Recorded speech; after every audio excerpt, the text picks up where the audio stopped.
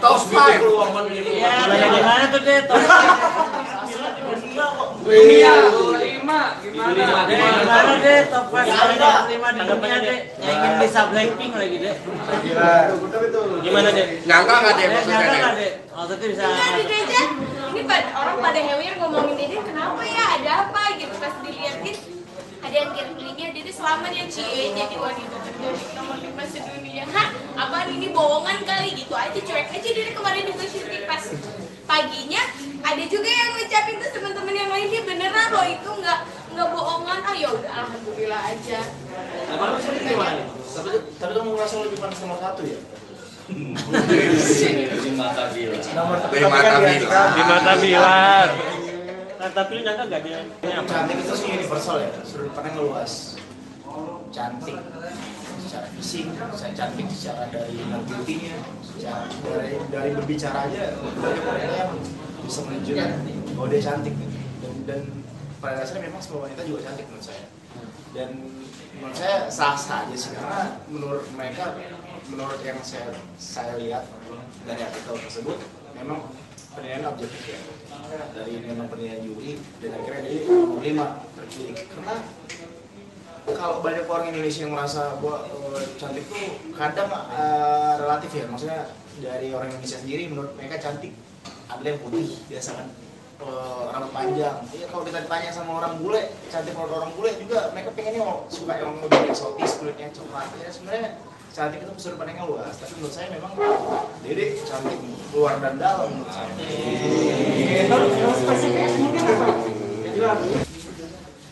Ini cantik, manis, dan dia juga punya banyak hal yang spesial. Dia mungkin nggak cewek punya, tapi dia punya akhlak yang baik, budi pekerti yang baik, jawab, punya suara yang bagus pula, dan banyak hal lah yang bisa Lesti ini pantas untuk menjadi sosok panutan lah buat wanita lainnya. Tuh kan, sebenarnya bagus. Sama gula manis mana? Gula. Aku selalu dukung ya untuk Lesti sama Bilar, apalagi mereka sahabat-sahabatku juga.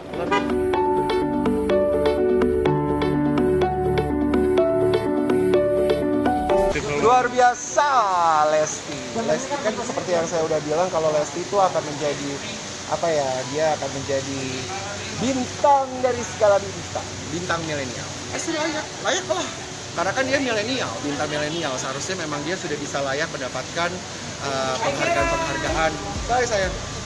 penghargaan dan prestasi yang sangat luar biasa. Dan kita harus bangga gitu bahwa anak-anak muda milenial seperti Lesti sudah bisa punya nama gitu. Kalau zaman dulu kan agak susah karena tidak ada media sosial gitu kan. Dan peran netizen sangat luar biasa. Lesti itu punya magnet buat para fansnya luar biasa. Kita ini kan orang tua perempuan gitu ya, yang pasti mengikuti mereka gitu, mengikuti kemauannya mereka berdua gitu. Jadi kita nggak bisa terlalu banyak berpendapat tentang mereka sih. Ibaratnya aku mau tahu pun atau nggak tahu pun nggak senyaman itu aku untuk menjawab hal-hal yang menurut aku bukan ranah aku, bukan juga sih, tapi maksudnya yang tahu kenapa mereka, yang tahu apa-apa kan mereka berdua. Nanti kalau aku jawab macam apa salah atau aku juga nggak tahu main so tahu jawab kan juga malah bermasalah gitu. Ya, intinya kita berdoa aja lah, semua berdoa yang terbaik.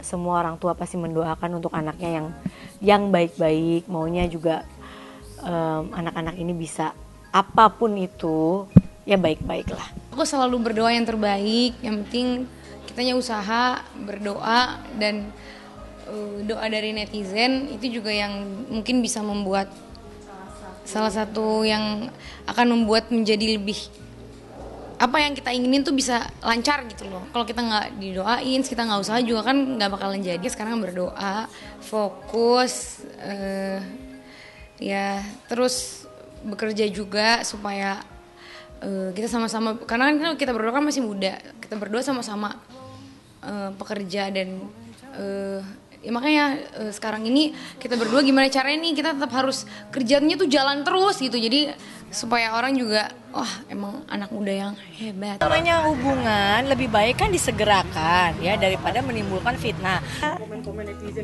Ya aku nggak tahu Mbak, aku nggak tahu, nggak tahu, benar-benar nggak tahu. Kalau mau tanya ya nanyanya sama mereka berdua lah. Kalau nanya ke aku juga aku bingung, orang nggak ada ngomong apa-apa kok. Dia belakangan ini banyak kan mungkin lebih ke diem ya gitu. Kalau curhat-curhat dia belum, karena juga aku waktunya pas di Bali kemarin aku lagi ada beberapa, dia datang juga kan aku masih ada kerjaan gitu. Terus pas balik ke Jakarta lebih sibuk lagi gitu. Mungkin kita belum sempat cerita-cerita, nanti lah di penghujung tahun pasti kan tuh biasanya kita kumpul tuh Mas Ana, Aurel, Jia, kita bisa ngumpul untuk ngobrol-ngobrol. Nah itu nanti kita bisa baru tahu gitu. Nanti aku ya. Enggak. Tapi yang masih dipakai gelangnya, cincinnya semua masih dipakai. Makanya sekarang ini aku udah nggak pernah kayak, kalau dulu kan aku selalu bacain komen, bacain DM. Sekarang aku udah nggak pernah baca dan kayak nggak mau tahu. Yang penting aku selalu melakukan hal positif. Aku nggak jahatin orang. Aku nggak pernah macem-macem. Alhamdulillah selalu berbuat positif. Jadi terserah orang mau bagaimana gitu. Minta dukungannya aja, semoga bisa terus semakin kuat. Karena semakin tinggi pohon semakin banyak anginnya, makin kencang gitu. Oke? Tanya Aurel sama tanya Ata dah. Gak apa yang galau di Bali galau. Aurel itu sekarang lagi apa ya?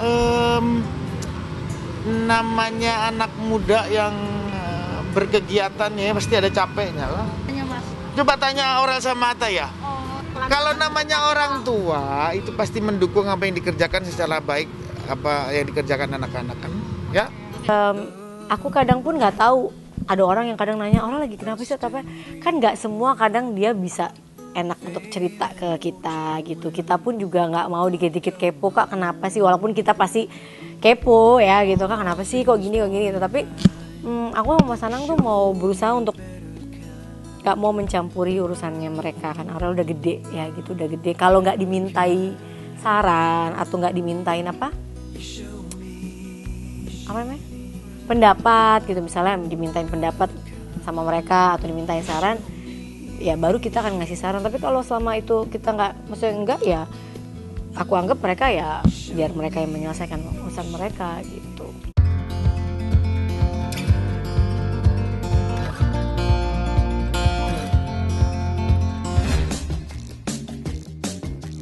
Depannya ya apa ya, kalau buat si Dede ya buat kakak-kakaknya jangan disiapa-siapa juga, karena emang itu satu rahim. Terus kalau bisa sih ditengok atau apalah dibilangnya, kalau video call atau apa Zoom atau nanya kabar gitu, itu udah bikin saya seneng. Sekarang mungkin kakak-kakaknya lagi sibuk, jadi emang udah beberapa bulan ini nggak ada komunikasi. Saya sedih sebenarnya gitu ya, karena di gimana pun Ade Bintang itu adik saya gitu ya, adik Putri gitu. Dan kalau ngomongin tidak ada perhatian, saya masih banyak bukti gitu ya. Waktu itu Ade Bintang itu diurus sama istrinya Pak Ecet, dan Pak Ecet itu adalah orang yang sehari-hari saat itu ada sama almarhumah mama, dan ini orangnya ada di sini juga. Dan saat itu istrinya Pak Ecet pun tektokan sama aku. Bahkan istrinya Pak Ecet pun sampai menangis saat itu, karena selama 1 bulan puasa ya Pak, selama 1 bulan puasa tuh Pak Tedinya jarang datang. Terus juga istrinya Pak Ecet cerita bahwa Dede Bintang sepertinya nggak diurus seperti itu. Jadi kalau misalkan di luar sana ngomong bahwa dari pihak Iki dan Putri tidak ada perhatian, itu amat sangat disayangkan. Maksudnya kayak jadi pembohongan ke publik gitu maksudnya.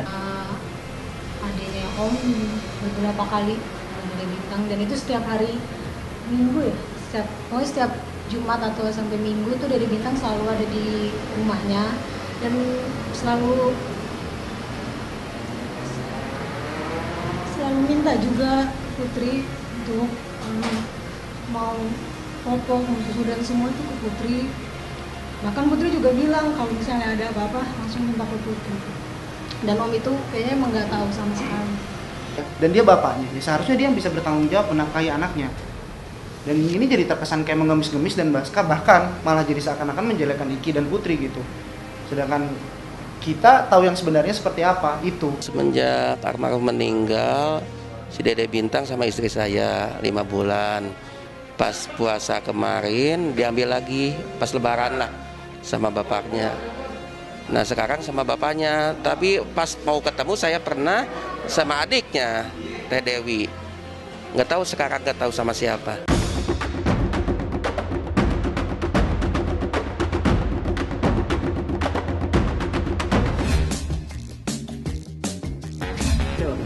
Dari saya kecil saya tahu bapak saya pekerja keras seperti apa gitu. Dari saya kecil saya tahu persis keluarga bapak saya seperti apa. Makanya ketika saya milih ngomong seperti itu, saya sangat gak terima gitu. Karena saya yang sosok yang paling dekat sama ayah saya gitu, yang ada di rumah tiap hari ngeliat ayah saya kerja keras dan tulang buat keluarganya sendiri seperti apa, makanya saya tahu. Ya, kalau saya yang diserang saya nggak masalah ya, cuma karena ibu saya dan di situ kan yang pertama mungkin yang diserang kan papa saya gitu di postingan Tenita. Lalu ada komen yang menjurus bilang yang seperti tadi Om DJ bilang, ngomong apa istri ibu saya menikmati duit dari hasil Tenita. Itu salah besar. Emang Tenita bisa kayak gitu awalnya dari mana gitu? Kalau kita mau buka semuanya, cuman saya kan nggak kayak dia, nggak buka aib orang. Itu kan mau gimana pun juga itu tetap papa saya mbak gitu.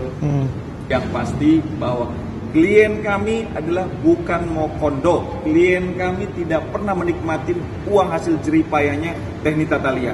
Bahwa klien kami sebelum menikah dengan Tenita Thalia pun sudah menjadi pengusaha yang sukses.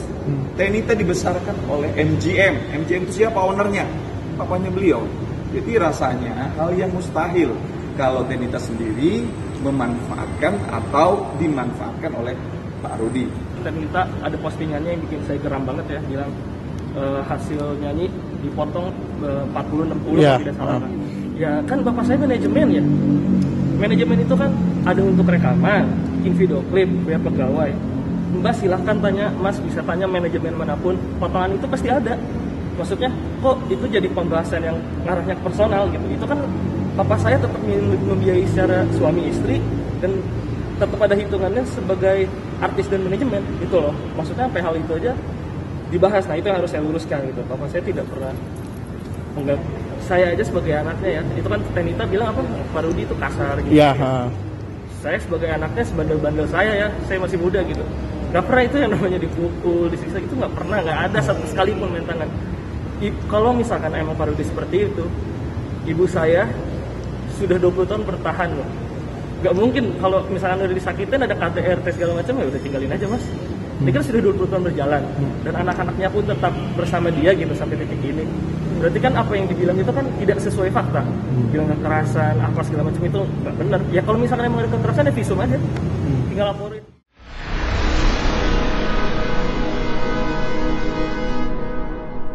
Jadi jangan lupa untuk subscribe Cumi Cumi. Ditekan ya tombol lonceng merahnya.